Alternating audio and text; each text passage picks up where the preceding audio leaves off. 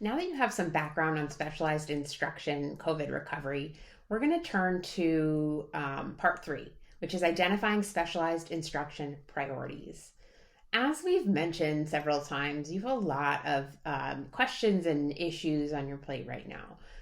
But one approach could be to isolate and select a manageable number of priorities so that you can make sure that you're focusing your work and you can communicate to your community how your priorities align with your school's core values. That's not to say that you're not addressing all of the other issues, but you are setting a few most important priorities that you're going to be working from.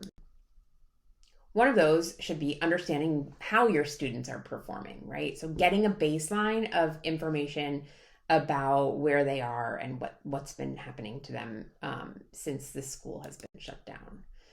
A note about guiding principles for continuous learning. So continuous learning is OSSE's concept of continuity and coherence across learning environments. So whether or not a student has been at home in a hybrid setting or fully in person,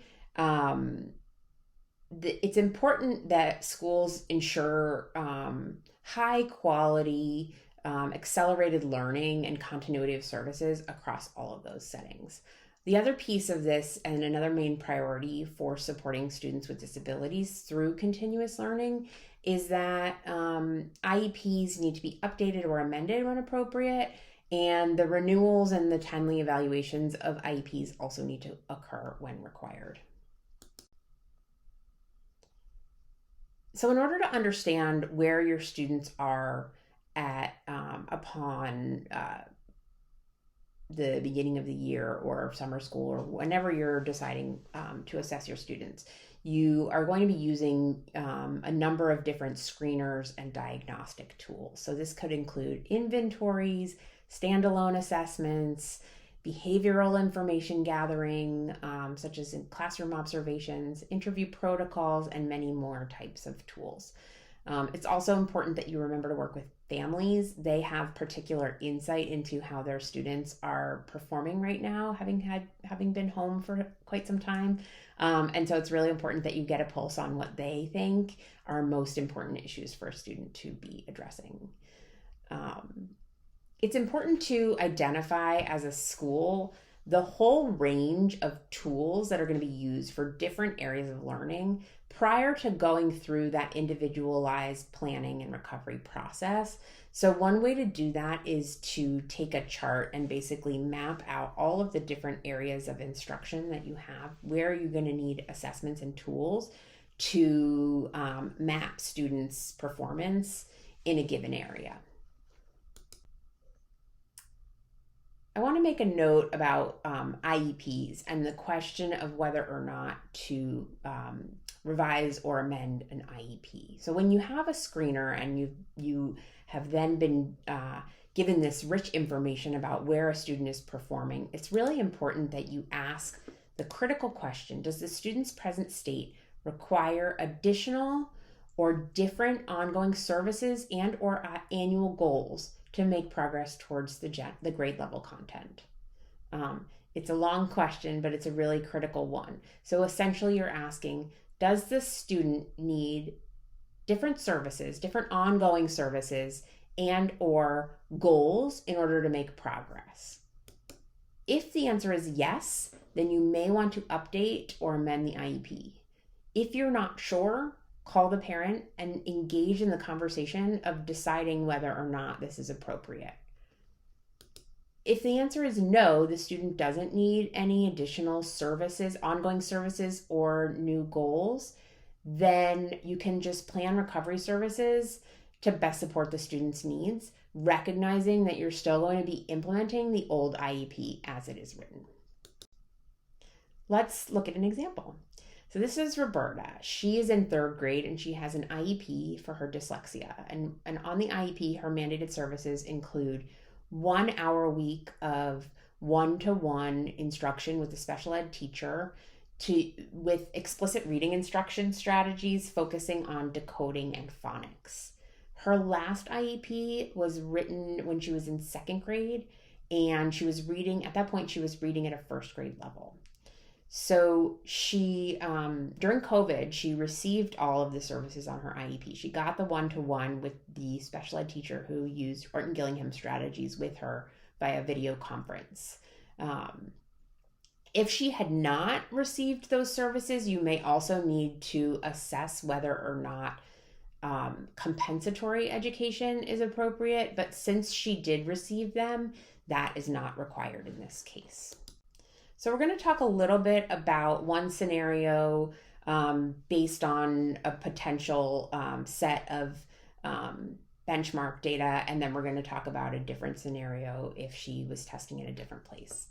So if you assess her fluency and you see that she has made some slight progress in reading, so she no longer is struggling as much with decoding, but she's not yet advanced to grade level fluency, you may decide that the IEP goals and services that she had on her last IEP are appropriate until the annual review date, which is December of 2021. So absent extenuating circumstances, which would require another IEP, you can keep that IEP in place and just know that come December, you're going to be looking at her progress and determining whether or not those goals need to be revised.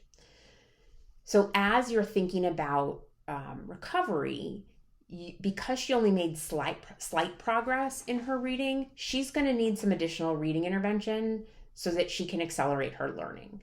And so what you'll need to do is think about what are the things that your school is offering as part of that accelerated learning approach. And then you want to loop in Roberta as needed. So in this school, all of the reading teachers are participating in after-school reading groups. And you decide that Roberta is going to be paired with her special ed teacher to ensure some of that continuity of services, but she's going to be doing the small group reading groups 3 times a week as a supplement to the ongoing supports that she receives from her IEP. So now the second scenario. You assess her fluency, and instead of showing slight progress, she actually is showing some regression. So in her reading skills, she's no longer decoding like she used to. So she's further behind than a first grade reading level, which is where she was when she had her last IEP. Behaviorally, she's also showing a lot of frustration and reading anxiety that's really coming in the way of her accessing the content. So you decide you're going to call an IEP team meeting because you determine that an IEP revision is appropriate. She's still going to receive the one-to-one with the special ed education teacher 1 time a week, but you're going to add another goal about phonological awareness because she is showing that regression, and you believe that it's important that they're focusing on this piece in addition to the decoding pieces that she already has in her IEP. You're also going to add 1 hour a week with the counselor in a small group so that Roberta can talk with other students that have dyslexia and also have reading anxiety, and hopefully they can come up with some strategies that will help her manage that piece of the work. Finally, you're going to still match her with the special ed teacher for the after-school reading groups as part of your accelerated learning approach for her, but you don't need to add it to the IEP because it's part of that school's whole approach for all students, and it doesn't require an additional IEP service or goal. And so you're able to do that while still being able to implement the entire IEP in the process.